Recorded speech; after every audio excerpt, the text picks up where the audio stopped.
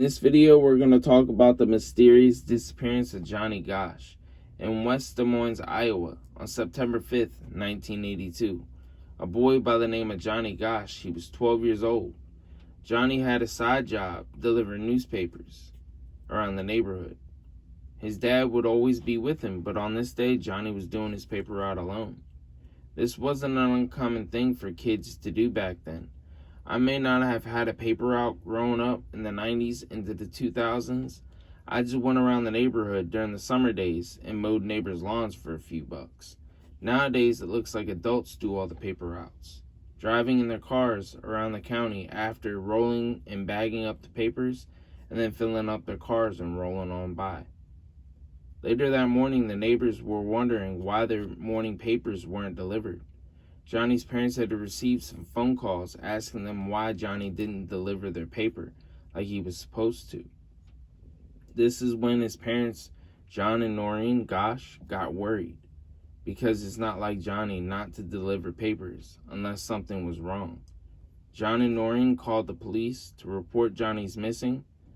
The West Des Moines Police Department told John and Noreen that they had to wait 72 hours before Jonny could be declared missing. I know things were a lot different back then compared to today, since back then there was no such thing as an Amber Alert. And this is a little brief history on how Amber Alert got started. Amber Alert started in 1996 when a 9-year-old Amber Hagerman, who was kidnapped when she was out riding her bike in Arlington, Texas. She was murdered. Soon after, Texas and other states set up their own plans for an Amber Alert. I've even heard of cases where the police think that the kid is a runaway, and then they don't actually act on it because they think he's a runaway or she's a runaway. In reality, they weren't. This was a different time. Personally, I believe when the police found out Jonny was missing, since he was 12 years old, they should have acted on it. Let me know in the comments below what you guys think. Despite the police not helping at the moment because of the 72-hour wait, they said that the parents had to wait before they declare Jonny missing. The parents still searched for him. John was about a block and a half away from his house when he stumbled upon Jonny's wagon still filled with newspapers. Jonny wasn't there though, so where did he go? Soon, Jonny's case made headlines in newspapers, radios, news, and Jonny was one of the first ones to be on a milk carton with his missing poster on it. You don't see that nowadays in 2022, but we do have faster ways of communicating. Examples, social media, the internet. None of these things were really a thing back then. Emails, even text messages, and cell phones. The family of Jonny Gosch and the police went through a lot in order to find where Jonny was, even though they still couldn't find him. There were fake tips and calls that were given to the police, which made things harder for them. But one thing that the family thought, especially the mom, Noreen, is that Jonny was abducted. But the police didn't really believe that theory at the time because of the fact that there wasn't much evidence to prove it. A few other paper boys that were with Jonny at this time had stated that they seen Jonny talking to a man in a blue Ford Fairmont, and this man was asking him directions. A neighbor had reported seeing a car run a stop sign and speeding away from the area. Despite 5 people saying they seen Jonny get kidnapped, nobody knows where he went. And still, the police don't believe he's been abducted. The family never gave up looking for Jonny. On July 1st, 1984, the Jonny Gosch bill was signed into Iowa law, which is basically saying for the police to act immediately when a child is reported missing instead of waiting 72 hours. In Gosch's eyes, the police and the FBI really wasn't much help, so she ended up hiring a private investigator. The information that this private investigator brought to the Noreen and the Gosch family showed us a new theory that could have happened to Jonny. And let me know in the comments below after hearing this theory what you guys think, where you guys are leaning towards. This theory is just theory, it's not proven or anything like that, so it's not 100% fact. It's just a theory.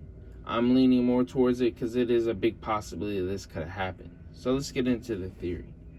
When Jonny was asked for directions by the guy in the blue Ford Fairmont, well, that guy was using that as a way to catch him off guard and ultimately kidnap him. The man who took Jonny never actually killed him. he was taken and sold into sex trafficking.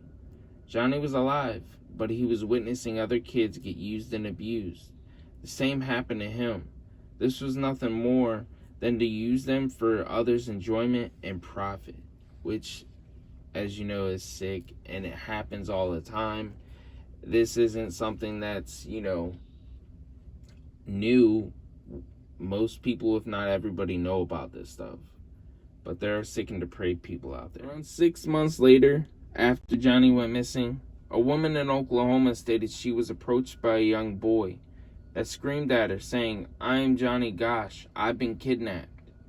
Then 2 men got him, and they all vanished. A dollar bill came to the family. There was a message written on the bill saying, "I am alive, Jonny Gosch." The mom of Jonny, Noreen, said that this is Jonny's handwriting. In Denver, Colorado, somebody went into a restroom and seen on the wall, written on the wall in red nail polish, saying Jonny Gosch was here. When it comes to that, I'm just looking at it like, could it be a hoax? Could it be fake? Because there are people out there that play tricks like that. Even though the mom, Noreen, has said that the handwriting was her son's, and then the nail polish in the restroom, I don't know.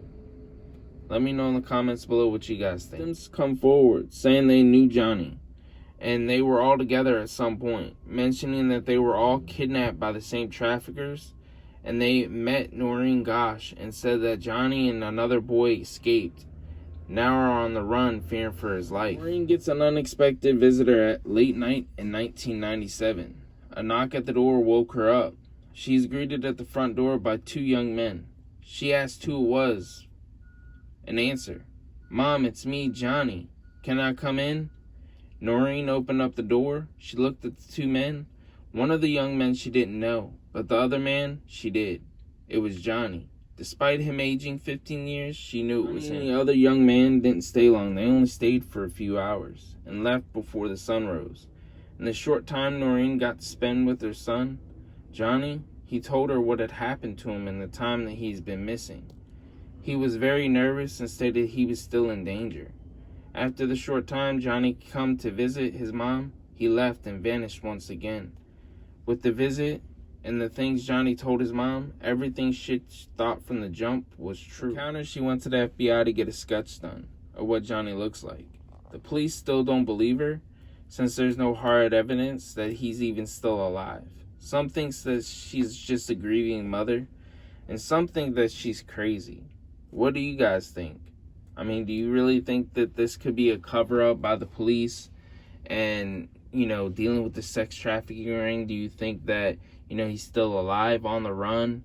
Do you believe he's dead and just, buried somewhere and nobody knows where he is yet? What are your thoughts? I mean, it's a really sad case. It's really mysterious, and it kind of throws my mind for a loop a little bit. But it still makes me sad knowing that a woman has been grieving all these years and still hasn't found her son. And she believes that he's still alive, but we're not 100% sure if he really is. So I'll talk to you guys in the next case. You guys be safe.